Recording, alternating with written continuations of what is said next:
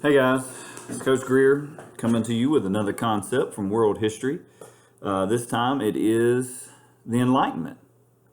The Enlightenment is a time period during the 1700s where guys were coming up with new ideas and they were thinking for themselves and no longer allowing people to tell them how to live their lives and what to do and where to go. Basically, it is a new idea trying to leave the absolute monarchies headed towards a sort of democracy, depending on what country they were from.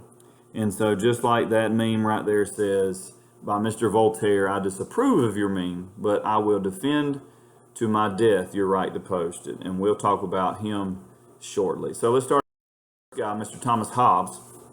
Mr. Thomas Hobbes was backwards compared to the rest of the Enlightenment thinkers. He was actually for absolute monarchies.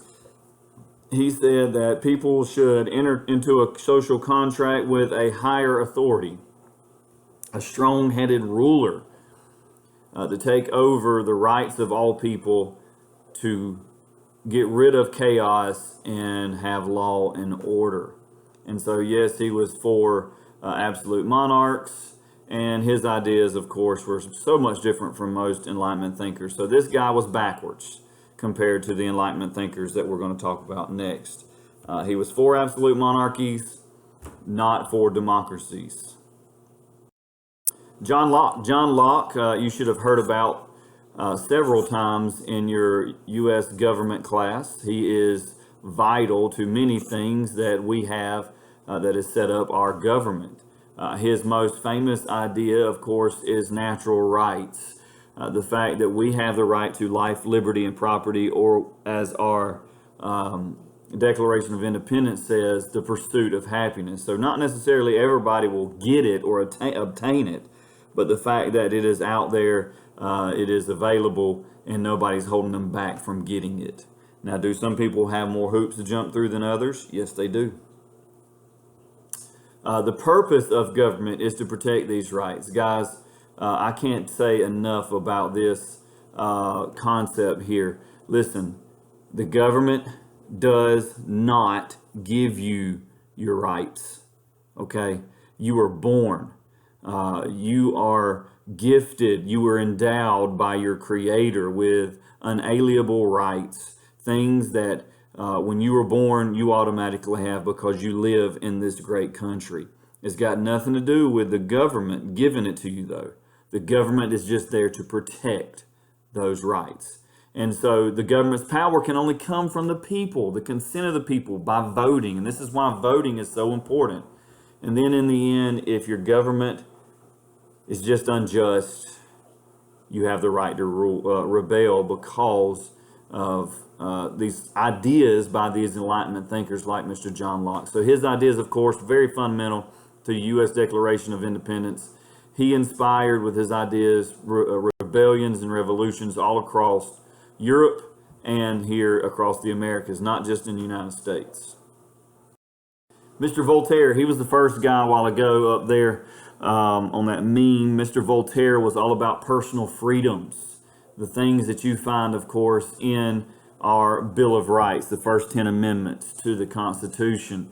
Religious freedom, freedom of thought, freedom of expression, freedom of speech, all different types of freedoms. But Mr. Voltaire said that even if he didn't agree with you, that he would go to his death fighting for your right to believe what you wanted to believe and say what you wanted to say, to give you your personal freedom. So you can think of Voltaire as like volunteering to go to his death for you and your right to believe what you want to believe and say what you wanted to say. Of course, these rights were guaranteed in our U.S. Bill of Rights. Also, another document we're going to talk about with the French Revolution, the French Declaration of the Rights of Man and Citizen.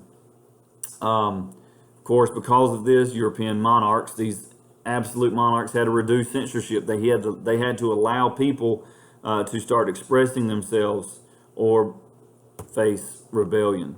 And of course, they had to reduce their persecution of people because of this.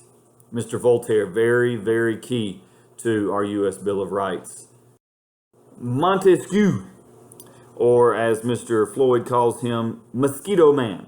Mr. Mosquito Man, Mr. Montesquieu, is very vital to our U.S. Constitution. Thanks to his ideas, we created, or our founding fathers created, a constitution in which separates powers throughout our government. Instead of one entity becoming too strong, too powerful throughout our entire system of government, whether it be the federal system, whether it be our state system, whether it be our local system, each set of governments have separation of powers, checks and balances, making sure one person or one group of people does not gain too much power. And they were trying to prevent another monarchy or an oligarchy or an aristocracy from happening. So they basically mixed it all together. And now there is this integral working of the governments that we have all across our mighty nation.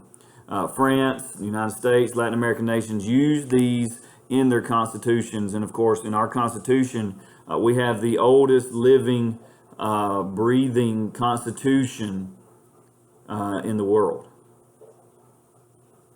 Mr. Montesquieu. Last but not least, Mr. Rousseau, Jean-Jacques Rousseau.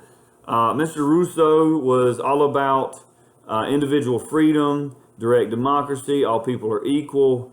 He was all about coming together with other people and creating a government for themselves, for the people and by the people. And so he did have some off-the-wall ideas later on because he got involved with the leadership of the French Revolution and like the titles of nobility being abolished. Basically, they were forcibly taking away titles of nobility. They were killing people because they didn't agree with them.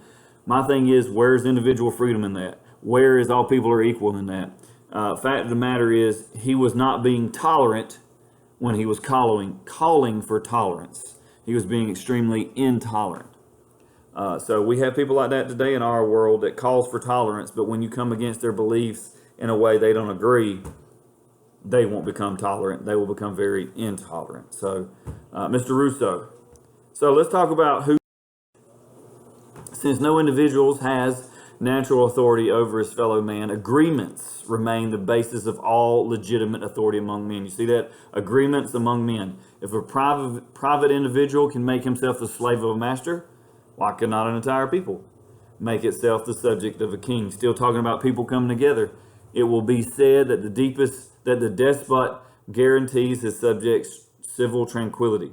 That may be, but what do they gain by that if the wars which by his ambition brings upon them devastate them more than their dissensions? Living in dungeons is also tranquil. Is that not enough? Is that enough to make them appealing? So that's Mr. Rousseau. He's always talking about people coming together, trying to get rid of the authority above them like a king. There is as yet no liberty if the power of judging be not separated from the legislative power and the executive. Talking about separation of powers, talking about checks and balances, it has to be Mosquito Man, Montesquieu.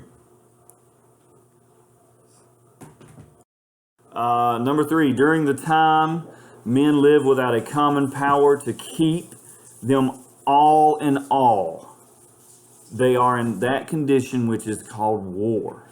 And such war is as of every man against every man. So, of course, that's Mr. Hobbes. He's all about, hey, let's give our rights over to a more powerful monarch, someone who can control us and keep law and order, keep the fighting down. Number 4, we have a natural right to make use of our pens as of our tongue at our peril, risk, and hazard. Of course, this one isn't very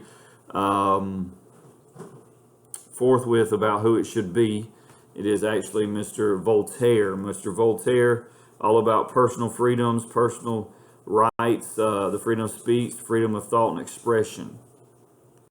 Last but not least, you should be able to figure out who this is. Freedom of men under government is to have a standing rule to live by, common to every one of that society, and made by the legislative power